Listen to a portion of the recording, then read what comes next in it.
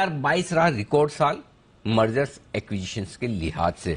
क्या कुछ हुआ है पूरा का पूरा एक्शन इस साल में, आइए अपडेट लिया जाए। नूपुर हमारे साथ है, नूपुर बताएं। बिल्कुल सर, 2022 में देखें तो विलय अधिग्रहण जो मर्जर्स एंड एक्विजिशन है वो रिकॉर्ड स्तर पे इस बार आते दिखे।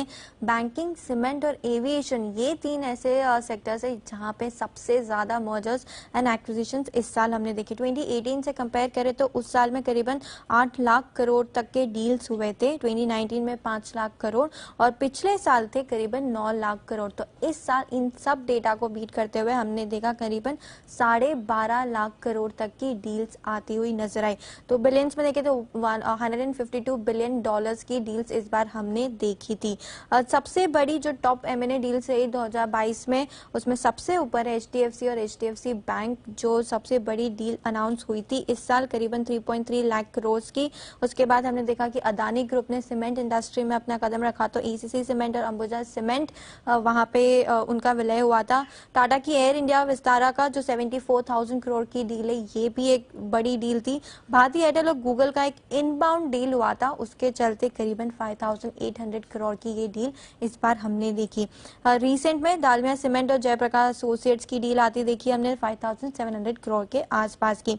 इस साल सिर्फ एमएनए सबसे ज्यादा नहीं थे, बल्कि हमने देखा कि जो बड़े प्लेयर्स है, बड़े ग्रुप है, उन्होंने नई इंडस्ट्री में कदम रखे, जैसे कि अदानी ग्रुप जहां पे जिन्होंने सीमेंट और इलेक्ट्रॉनिक मीडिया में विस्तार किया अपने बिजनेस को, और बंधन बैंक जिन्होंने एसेट मैनेजमेंट बिजनेस में एंट्री ली। तो ये भी एक इम्पोर्टेंट अपडेट था इस साल के लिए। अब आने वाले साल में क्या आउटलुक है एमएनए का, तो वहां पे सबका मानना है कि जो पीछे हैं sectors, metals, casting, forging, textiles, इसमें 2023 में हम देख सकते हैं कि थोड़ा कंसोलिडेशन आ सकता है और बैलेंस शीट को मजबूत करने के लिए जो बहुत सारी कंपनीज होती है, जो नॉन कोर एसेट्स होते हैं उनका विलय कर सकती है, वहां डाइवेस्टमेंट हो सकते हैं। तो यहाँ पर भी नजर रहेगी।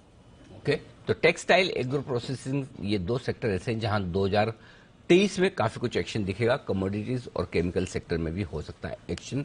कुछ कंपनियां अपनी एसेट्स बेचेंगी जो उनके ज्यादा काम की नहीं है, कोर बिजनेस की नहीं है, और दूसरी कंपनियां उसे मौका समझकर खरीदने की कोशिश करेगी। तो मर्जर्स और एक्विजिशन, एमएनए, ये एक्टिविटी बरकरार रहेगी आपके लिए अगले साल भी। आइए